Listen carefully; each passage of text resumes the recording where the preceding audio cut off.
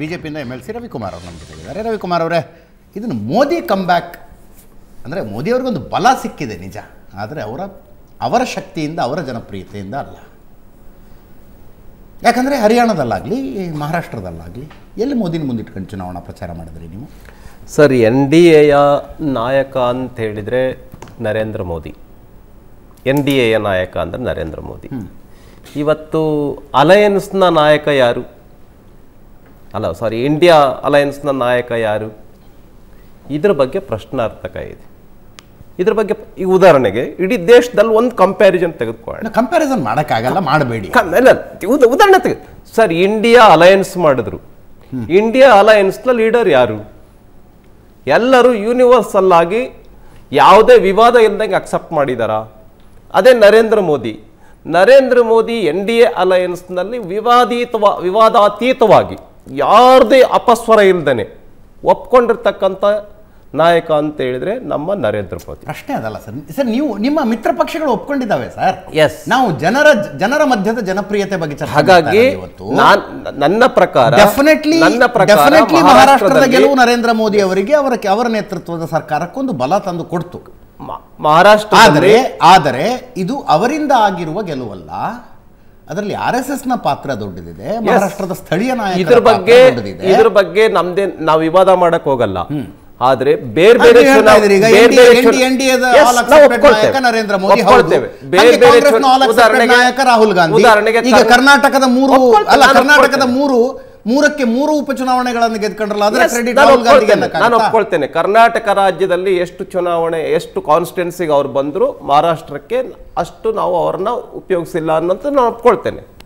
ಆದರೆ ಮಹಾರಾಷ್ಟ್ರದಲ್ಲಿ ಮಾಡಿರ್ತಕ್ಕಂಥ ಎಫರ್ಟ್ ಏನಿದೆ, ಅದು ಒಂದು ಅದ್ಭುತವಾಗಿರ್ತಕ್ಕಂಥ ಎಫರ್ಟನ್ನು ಯಾವಾಗ ನಾವು ಮಹಾರಾಷ್ಟ್ರದ ಲೋಕಸಭಾ ಚುನಾವಣೆಯಲ್ಲಿ, ಇಡೀ ದೇಶದ ಲೋಕಸಭಾ ಚುನಾವಣೆಯಲ್ಲಿ ಮಹಾರಾಷ್ಟ್ರದೊಳಗಡೆ ನಮಗೆ ಹತ್ತತ್ರ 18 ಸೀಟ್ಗಳು ನಮ್ಮ ಅಲಯನ್ಸ್ಗೆ ಏನು ಕಡಿಮೆ ಆಯಿತು, 33 ಸೀಟ್ಗಳು ಮತ್ತು ಉತ್ತರ ಪ್ರದೇಶದಲ್ಲಿ ಏನು ಕಡಿಮೆ ಆಯಿತು, ನಾವು ಎಚ್ಚೆತ್ಕೊಂಡಿದ್ದೇವೆ. ನಮಗೆ ಇನ್ನೇನು ಹರಿಯಾಣ ಬರೋದೇ ಇಲ್ಲ ಅಂತ ಹೇಳ್ಕೊಳ್ತಾ ಇದ್ರು. ನಾವು ಹೊರಗಡೆ ಪ್ರಚಾರ ಕೊಡೋಕೆ ಹೋಗಿಲ್ಲ, ಆಂತರಿಕವಾಗಿ ನಮ್ಮ ಬೂತ್ನಲ್ಲಿ ಏನು ನಮ್ಮ ಮತ ಬ್ಯಾಂಕನ್ನು ಭದ್ರಪಡಿಸಬೇಕು, ಆಂತರಿಕವಾಗಿ ನಮ್ಮ ನಾಯಕತ್ವವನ್ನು ಏನು ಭದ್ರಪಡಿಸಬೇಕು, ಪ್ರಾದೇಶಿಕವಾಗಿ ಆ ರಾಜ್ಯದಲ್ಲಿ ನಾಯಕತ್ವ ಏನು ಭದ್ರಪಡಿಸಬೇಕು, ಇಡೀ ದೇಶದಲ್ಲಿ ಭಾರತೀಯ ಜನತಾ ಪಾರ್ಟಿ ಅದನ್ನು ಮಾಡ್ತಾ ಇದೆ. ಭಾಳ ಬುದ್ಧಿಪೂರ್ವಕವಾಗಿ, ಯೋಜನಾಪೂರ್ವಕವಾಗಿ ನಾವು ಮಾಡ್ತಾ ಇದ್ದೇವೆ. ಈಗ ಉದಾಹರಣೆಗೆ ನಮ್ಮ ರಮೇಶ್ ಬಾಬು ಅವರು ಹೇಳ್ತಾ ಇದ್ರು, ಇಲ್ಲ ಮಹಾರಾಷ್ಟ್ರದ ಚುನಾವಣೆ ನರೇಂದ್ರ ಮೋದಿ ಕಾರಣದಿಂದ ಗೆದ್ದಿದ್ದಲ್ಲ, ಅಲ್ಲಿನ ದೇವೇಂದ್ರ ಫಡ್ನವೀಸ್ ಅವರು ಅಲ್ಲಿನ ಪ್ರಾದೇಶಿಕ ನಾಯಕತ್ವದಿಂದ. ಎಸ್, ನಾವು ಒಪ್ಕೊಳ್ತೇವೆ. ನರೇಂದ್ರ ಮೋದಿಜಿಯನ್ನು ಯಾವ ಪ್ರಮಾಣದಲ್ಲಿ ಹೇಗೆ ಮಾಡಿದ್ರಿ ಇಲ್ಲಿ ಮಾಡಿದ್ರಿ, ಹಂಗೆ ಮಾಡಿಲ್ಲ ನಾವು. ಮಾಡಿಲ್ಲ, ನಾವು ಬುದ್ಧಿಪೂರ್ವಕವಾಗಿ, ಯೋಜನಾಪೂರ್ವಕವಾಗಿ ನಾವು ಮಾಡಿಲ್ಲ. ಹರಿಯಾಣದಲ್ಲೂ ನಾವು ಹಾಗೆ ಮಾಡಿದ್ದೇವೆ, ಸೇಮ್ ಮಹಾರಾಷ್ಟ್ರದಲ್ಲೂ ಕೂಡ ನಾವು ಹಾಗೆ ಮಾಡಿದ್ದೇವೆ. ಆದರೆ ಇದರ ಪರಿಣಾಮ ಇಡೀ ದೇಶದ ಮೇಲೆ ಆಗಲ್ವಾ? ಖಂಡಿತ ಆಗತ್ತೆ. ಉದಾಹರಣೆ ರಮೇಶ್ ಬಾಬು ಅವರು ಹೇಳ್ತಾ ಇದ್ರು, ಜಾರ್ಖಂಡ್ ಪರಿಣಾಮ, ಜಾರ್ಖಂಡ್ ಚುನಾವಣೆಯಲ್ಲೂ ಅವ್ರದ್ದು ಗೆದ್ದಿದೆ. ಜಾರ್ಖಂಡದಲ್ಲಿ ನೀವು ಗೆದ್ದಿದ್ದೀರಿ, ಆದರೆ ಎಷ್ಟು ಸೀಟ್ ಗೆದ್ದಿದ್ದೀರಿ? ಎಷ್ಟು ಸೀಟ್? ನಿಮ್ಮ ಸೀಟ್ ಎಷ್ಟು? JMM ಸೀಟ್ ಎಷ್ಟು? ಹಿಮಾಚಲ್ ಪ್ರದೇಶದಲ್ಲಿ ಮಾತ್ರ ನೀವು ಗೆದ್ದಿದ್ದೀರಿ, ನಾನು ಒಪ್ಕೊಳ್ತೇನೆ. ಹಿಮಾಚಲ್ ಪ್ರದೇಶದಲ್ಲಿ ಮಾತ್ರ ನೀವು ಗೆದ್ದಿದ್ದೀರಿ. ಅದೇ ಥರ ಹರಿಯಾಣದಲ್ಲಿ ನೀವು ಗೆದ್ದಿದ್ದೀರಿ. ಜಾರ್ಖಂಡಲ್ಲಿ ನಿಮ್ಮ ಸೀಟ್ ಎಷ್ಟು? 16 ಇದ್ದದ್ದು 16 ಉಳ್ಕೊಂಡಿದೆ. ಎಷ್ಟು ಏನು ಇಂಪ್ರೂವ್ಮೆಂಟ್ ಇದೆ ನಿಮ್ಮದು? ಮಹಾರಾಷ್ಟ್ರದಲ್ಲಿ ಕಳೆದ ಸರಿ ನಿಮ್ಮ ಸೀಟ್ ಎಷ್ಟು? ಈಗ ನಿಮ್ಮ ಸೀಟ್ ಎಷ್ಟು? ನಾನು ಹೇಳ್ತೇನೆ, ಏಕನಾಥ್ ಶಿಂದೆ ಏನು 49 ಸೀಟ್ಗೆ ಏನು ಗೆದ್ದಿದ್ದಾರೆ, 53-54 ಸೀಟ್ ಗೆದ್ದಿದ್ದಾರೆ. ಅಷ್ಟು ಸೀಟ್ಗಳನ್ನು ನಿಮ್ಮ ಎಲ್ಲ ಇಂಡಿಯಾ ಅಲಯನ್ಸ್ ಸೇರಿ ಗೆಲ್ಲಕ್ಕಾಗಿಲ್ಲ. ಅಂದರೆ ಭಾರತೀಯ ಜನತಾ ಪಾರ್ಟಿಯ ನೇತೃತ್ವದ ಅಲಯನ್ಸ್, NDA ಅಲಯನ್ಸ್ ಬೆಳೀತಾ ಇದೆ, ಜನ ಒಪ್ಕೊಂಡಿದ್ದಾರೆ. ಇವತ್ತಿನ ಡಿಬೇಟ್ನ ಸಾರಾಂಶ ಅದೇ. BJP ಮತ್ತೆ ಕಂಬ್ಯಾಕ್ ಮಾಡ್ತು ಅನ್ನುವಂಥದ್ದು ಒಂದು ಕಡೆ, ಆದರೆ ಲೋಕಸಭಾ ಚುನಾವಣೆಯಲ್ಲಿ ಸಿಕ್ಕಿದ್ದ ಮೊಮೆಂಟಮ್ ಅನ್ನ ಕಾಂಗ್ರೆಸ್ ಉಳಿಸ್ಕೊಳ್ಳೋದಕ್ಕಾಗಲಿಲ್ಲ ಅಂತ. ಖಂಡಿತ ನೋಡಿ, ಕಾಂಗ್ರೆಸ್ಸು ಈ ದೇಶವನ್ನ ಒಡಿತಕ್ಕಂಥ ಕೆಲಸವನ್ನ ಏನು ಮಾಡ್ತಾ ಇದೆ, ಈ ದೇಶದಲ್ಲಿ ಏನು ಜಾತಿ ಇದರ ಮೇಲೆ ಕೆಲಸ ಮಾಡ್ತಾ ಇದೆ. ಅದಕ್ಕೆ ಜನ ಮಹಾರಾಷ್ಟ್ರದಲ್ಲಿ ಪಾಠ ಕಲಿಸಿದ್ದಾರೆ. ಮಹಾರಾಷ್ಟ್ರದಲ್ಲಿ. ಇದಕ್ಕೆ ದೇಶದಲ್ಲಿ ಸುಭದ್ರ ಸರ್ಕಾರ ಬೇಕು, ರಾಜ್ಯದಲ್ಲಿ ಸುಭದ್ರ ಸರ್ಕಾರ ಬೇಕು, ಅಭಿವೃದ್ಧಿ ಸರ್ಕಾರ ಬೇಕು ಅನ್ನೋದಕ್ಕೆ ನರೇಂದ್ರ ಮೋದಿಜಿ ಅವರಿಗೆ NDAಗೆ ಬಹುಮತವನ್ನು ಕೊಟ್ಟಿದ್ದಾರೆ. ಹಾಗಾಗಿ ಅದೇ ರೀತಿ ಪರ್ಫಾರ್ಮ್ ಮಾಡಿದ್ದಾರೆ. ನಾನು ಹೇಳಕ್ ಹೋಗೋದಿಲ್ಲ, ಜಾರ್ಖಂಡದಲ್ಲಿ JMM ಅವ್ರದ್ದೊಂದು ಸ್ವಲ್ಪ ಪ್ರಾದೇಶಿಕ ನಾಯಕತ್ವ JMMಗೆ ಸ್ವಲ್ಪ ಬಲಿಷ್ಠವಾಗಿದೆ. ವಿಶೇಷವಾಗಿ ನಾನು ಹೇಳೋದಕ್ಕೆ ಬಯಸ್ತೇನೆ, ಸುರೇನ್ ಏನಿದ್ದಾರೆ, ಹೇಮಂತ್ ಸೊರೇನ್ ಅಲ್ಲಿ ಕೇಂದ್ರ ಸರ್ಕಾರದ ಮನಮಾನಿ ನಡೆಯೋದಿಲ್ಲ ಅನ್ನೋದನ್ನ ಜಾರ್ಖಂಡ್ ಜನ ಉತ್ತರ ಕೊಟ್ಟರು. ಜೈಲಿಗೆ ನೀವು ಮನಮಾನಿ ಅಂದ್ರೆ ಹೆಂಗ್ ಬೇಕೋ ಹಂಗೆ ನಡೆಸ್ಬಿಡ್ತೀವಿ, ನಾವು ಬೇಕಾದಾಗ ಕರ್ಕೊಂಡೋಗಿ ಜೈಲಿಗೆ ಹಾಕ್ತೀವಿ, ಅದು ನಡೆಯೋದಿಲ್ಲ ಅಂತ ಜಾರ್ಖಂಡ್ ಜನ. ನೋಡಿ ಸರ್, ಆ ಥರ ನಾವು ಮಾಡಿಲ್ಲ, ಆ ಥರ ಮಾಡಿಲ್ಲ. ಆ ಥರ ನಾವು ಉದಾಹರಣೆಗೆ ತೆಲಂಗಾಣದಲ್ಲಿ ನಮ್ಮ ಸೀಟ್ಗಳು ಇಂಪ್ರೂವ್ ಆಗಿದೆ. ನಮ್ಮದು ಎಷ್ಟು ಸೀಟು MLA ಸೀಟ್ ಇದ್ದಿದ್ದು ಒಂದೇ ಒಂದು ಸೀಟು. ಈ ಸರಿ ಎಷ್ಟು ಬಂತು? ನಮ್ಮದು 10 ಸೀಟ್ ಬಂತು MLA ಸೀಟ್. ನಮ್ಮದು ಇಡೀ ದೇಶದಲ್ಲಿ, ಕರ್ನಾಟಕದಲ್ಲಿ ಈಗ ಬೈ ಎಲೆಕ್ಷನ್ನಲ್ಲಿ ಒಂದು ವೀಕ್ ಆಗಿರೋದನ್ನು ಬಿಟ್ಟರೆ ಇನ್ನು ಉಳಿದಿರೋ ಎಲ್ಲ ಕಡೆಗಳಲ್ಲಿ NDA ಗೆದ್ದಿದೆ. ಉದಾಹರಣೆಗೆ UPನಲ್ಲಿ ನಾವು ಗೆದ್ದಿದ್ದೇವೆ, ಬಿಹಾರದಲ್ಲಿ ನಾವು ಗೆದ್ದಿದ್ದೇವೆ. ಕರ್ನಾಟಕದ ವಿಷಯವನ್ನು ಕಥೆ ಮಾಡಿ ಹೇಳಿದ್ರು ರವೀಂದ್ರ ರೇಷ್ಮೆ ಅವರು, ನೀವು ಬರಕ್ಕಿಂತ ನಾವು ಒಪ್ಕೊಳ್ತೇವೆ. ನಾನು ಇದನ್ನ ಒಪ್ಕೊಳ್ತೇವೆ, ಇದನ್ನು ಸವಾಲಾಗಿ ತೆಗೆದುಕೊಳ್ತೇವೆ, ಈ ಪಾರ್ಟಿಯನ್ನ ನಾವು ಕಟ್ತೇವೆ. ಯಾಕಂದ್ರೆ ಸೋತಿರಬಹುದು ನೀವು ಅಂದ್ರೆ ವಿಜೇಂದ್ರ ಬಣ ಅಲ್ಲ, ಎಲ್ಲರೂ ಸೇರಿ. ಈಗ ಉದಾಹರಣೆಗೆ ಎಲ್ಲರೂ ಕಮಲದ ಚಿಹ್ನೆ ಮೇಲೆ ತಾನೆ ಕೆಳಗಡೆ ತಾನೆ ಹೋಗಿರ್ಬೋದು, ಸ್ವಲ್ಪ ವೈಯಕ್ತಿಕವಾಗಿ ಡಿಫರೆನ್ಸ್ ಇರ್ಬೋದು. ಆದ್ರೆ ಕಮಲವನ್ನು ಒಪ್ಕೊಳ್ತಾ ಇಲ್ವಾ? ನರೇಂದ್ರ ಮೋದಿನ ಒಪ್ಕೊಳ್ತಾ ಇಲ್ವಾ? ಅಮಿತ್ ಶಾ ಅವರನ್ನು ಒಪ್ಕೊಳ್ತಾ ಇಲ್ವಾ? ಅಲ್ರಿ, ಮತ್ತೆ ಅಲ್ಲಿ ಸಿದ್ದರಾಮಯ್ಯ DK ಶಿವಕುಮಾರ್ ಮಧ್ಯದ ಭಿನ್ನಾಭಿಪ್ರಾಯದಲ್ಲಿ ಬೀದಿಲಿ ಹೇಳ್ಕೊಂಡು ಬಂದ್ರಿ. ನೀವು ಏನು ಅವ್ರ ಹಸ್ತ ಒಪ್ಕೊಂಡಿರ್ಲಿಲ್ವಾ? ಸೋನಿಯಾ ಗಾಂಧಿ ಒಪ್ಕೊಂಡಿರ್ಲಿಲ್ವಾ? ರಾಹುಲ್ ಗಾಂಧಿ ಒಪ್ಕೊಂಡಿರ್ಲಿಲ್ವಾ? ಅವ್ರು ಹೇಳಿ, ತೊಂದರೆ ಇಲ್ಲ, ಅವ್ರು ಹೇಳಬೇಕು, ಅವ್ರು ಹೇಳ್ತಾರೆ. ನಾವು ಖಂಡಿತ ಇನ್ನು ಕೆಲವೇ ತಿಂಗಳುಗಳಲ್ಲಿ ಕರ್ನಾಟಕ ರಾಜ್ಯದಲ್ಲಿ ಭಾರತೀಯ ಜನತಾ ಪಾರ್ಟಿಯನ್ನು ಯುನೈಟ್ ಮಾಡ್ತೇವೆ. ಏನು ಕರ್ನಾಟಕ ರಾಜ್ಯದಲ್ಲಿ ಈ ಸರ್ಕಾರ ಮನ್ಮಾನಿ ಮಾಡ್ತಾ ಇದೆ, ಅದು ಮೂಢ ಹಗರಣ ಇರ್ಬೋದು, ಮಹರ್ಷಿ ವಾಲ್ಮೀಕಿ ಅಭಿವೃದ್ಧಿ ನಿಗಮದ ಹಗರಣ ಇರಬಹುದು, SC STಗಳಿಗೆ ಮಾಡಿರ್ತಕ್ಕಂಥ ಮಹಾ ಅನ್ಯಾಯ ಇರ್ತಕ್ಕಂಥದ್ದು ಇರ್ಬೋದು,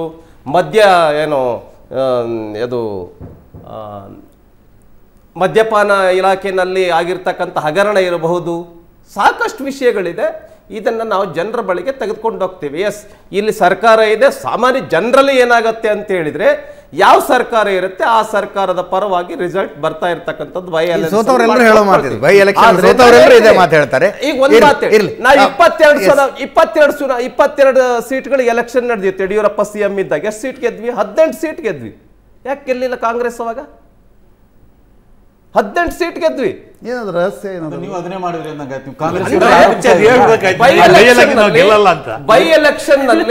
ಬೈ ಎಲೆಕ್ಷನ್ ನಲ್ಲಿ ಜನ ಸರ್ಕಾರದ ಪರವಾಗಿ ತೀರ್ಪು ಕೊಡ್ತಾರೆ. ಏನರ್ಥ ಅದು ಸರ್ಕಾರದ ಪರವಾಗಿ? ನೀವು ಕೂಡ ಹಿಂಗೆ ಕೆಲಸಗಳಾಗ್ತವೆ, ನೀವು ಹೇಳ್ತೀರಲ್ಲ ಹಣದೊಳಗಾಗುತ್ತೆ. ಲಾಸ್ಟ್ ಒಂದು ಮಾತಂತ ಹೇಳೋದಕ್ಕೆ ಬಯಸ್ತೇನೆ, NDAಗೇನು ಕಂಪೇರ್ ಮಾಡಕ್ ಸಾಧ್ಯ ಇಲ್ಲ. ಇಂಡಿಯಾ ಅಲಯನ್ಸ್ ಏನಿದೆ ಕಂಪೇರ್ ಮಾಡ್ತಾ ಇರೋದು ಒಂದೇ. ಲೋಕಸಭಾ ಚುನಾವಣೆಯಲ್ಲಿ ನಿಮಗೆ ಹಿನ್ನಡೆ ಆಗಿತ್ತು, ಅವ್ರಿಗೊಂದು ಮೊಮೆಂಟಮ್ ಸಿಕ್ಕಿತ್ತು, ಅವ್ರು ಯಾಕೆ ಕಳ್ಕೊಂಡ್ರು? ನೀವ್ ಹೆಂಗ್ ಸ್ವಲ್ಪ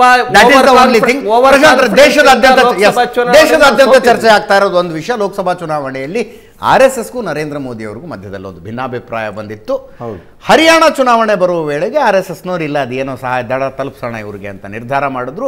ಮಹಾರಾಷ್ಟ್ರದ ಚುನಾವಣೆಯಲ್ಲಿ ವರ್ಕ್ ಆಗಿರೋದು RSSನ 60,000 ಏನೋ ಗಲ್ಲಿ ಮೀಟಿಂಗ್ಗಳ ಕಮಾಲಿತು ಅಂತ.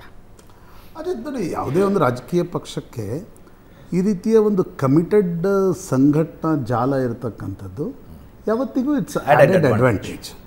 BJPಗೆ ಮೊದಲಿಂದಲೂ ಕೂಡ RSSನ ನೆಟ್ವರ್ಕ್ ಕೆಲಸ ಮಾಡ್ತಾಯಿತ್ತು. ಆದರೆ ಇತ್ತೀಚಿನ ದಿನಗಳಲ್ಲಿ 2024 ಚುನಾವಣೆಯಲ್ಲಿ ನಾವು ಮೊದಲ ಬಾರಿ ನೋಡಿದ್ವಿ RSSನ ನೆಟ್ವರ್ಕ್ ಬೀದಿಗಿಳಿದು ಕೆಲಸ ಮಾಡಲಿಕ್ಕೆ ತಯಾರಾಗಿರಲಿಲ್ಲ. ಅದಕ್ಕೆ ನಾನಾ ಕಾರಣಗಳಿರ್ಬೋದು. RSS ಮತ್ತು BJPಯ ಮಧ್ಯೆ ಇರತಕ್ಕಂಥ ಕೆಲ ಸಂಬಂಧಗಳ ಸ್ಥಿತ್ಯಂತರಗಳು ಕೂಡ ಕಾರಣ ಇರ್ಬೋದು. ನಂತರ ನಾವು ಕೇಳಿದ್ವಿ, ಇಲ್ಲ BJP ರಾಷ್ಟ್ರೀಯ ಅಧ್ಯಕ್ಷರ ಆಯ್ಕೆಯಲ್ಲಿ RSSಗೂ ಮತ್ತು ಮೋದಿ ಅಮಿತ್ ಶಾ ಅವ್ರಿಗೂ ಕೂಡ ಒಂದಿಷ್ಟು ಭಿನ್ನಾಭಿಪ್ರಾಯಗಳಿವೆ ಅಂತಕ್ಕಂಥದ್ದನ್ನು ಕೇಳ್ತಾ ಇದ್ವಿ. ಆದರೆ ಏಕಾಏಕಿ ಹರಿಯಾಣದ ಚುನಾವಣೆಯಲ್ಲಿ RSS ಸಿಕ್ಕಾಪಟ್ಟೆ ಕೆಲಸ ಮಾಡಿತು. ಇತ್ತೀಚಿನ ದಿನಗಳಲ್ಲಿ RSS ಅಷ್ಟೊಂದು ಕೆಲಸವನ್ನು 2014-19 ತುಂಬ ಮಾಡಿದಂತೆ ಇರಲಿಲ್ಲ. ಆದರೆ 24ರಲ್ಲಂತೂ RSS ತನ್ನ ಕಾರ್ಯಕರ್ತರಿಗೆ ಹೇಳ್ತು, ಬೇಕಾದವ್ರು ಕೆಲಸ ಮಾಡ್ಬೋದು, ಬೇಡದವ್ರು ಬಿಡ್ಬೋದು ಅಂತ.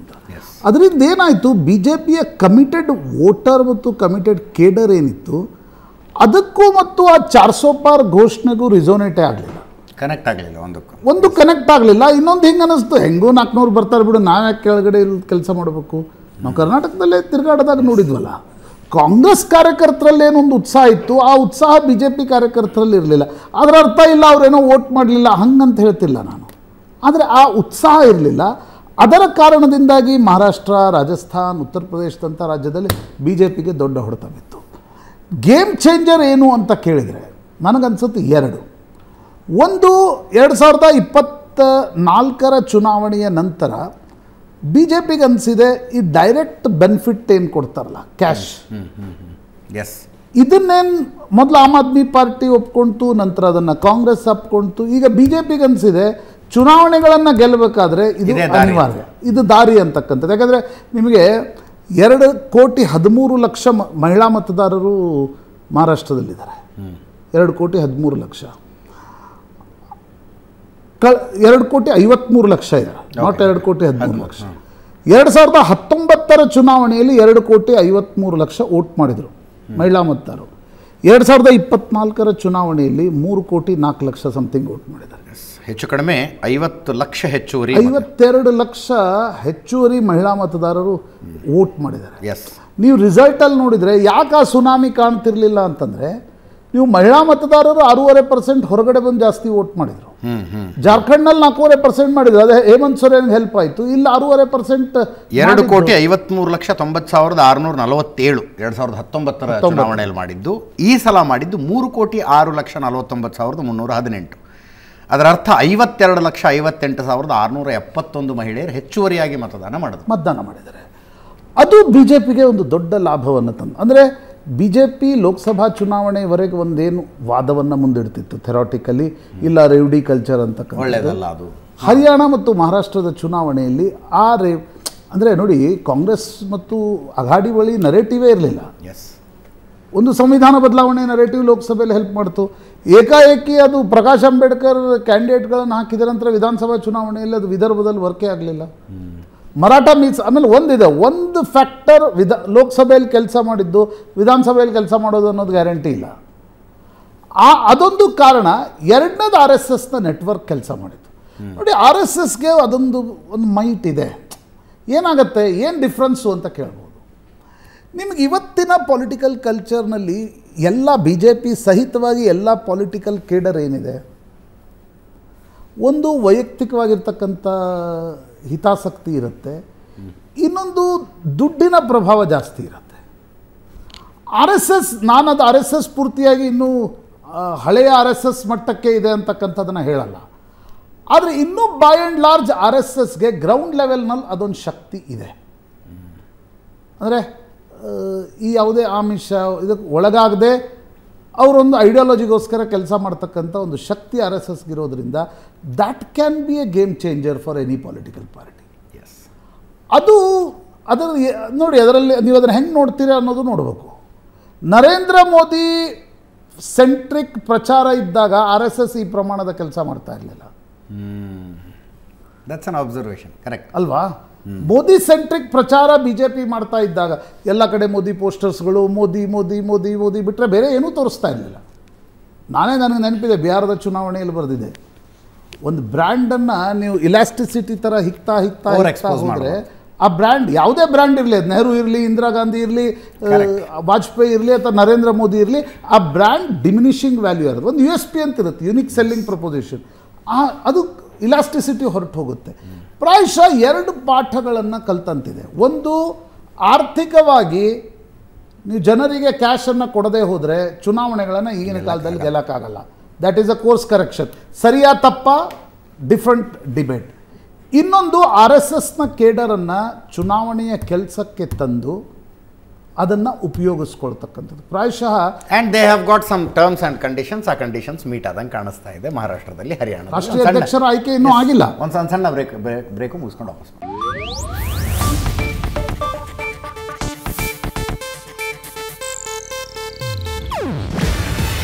ಇದು ಏಷ್ಯಾನೆಟ್ ನ್ಯೂಸ್ ನೆಟ್ವರ್ಕ್ ಪ್ರಸ್ತುತಿ. ನೀವು ನೋಡ್ತಿದ್ದೀರಾ ಏಷ್ಯಾನೆಟ್ ಸುವರ್ಣ ನ್ಯೂಸ್.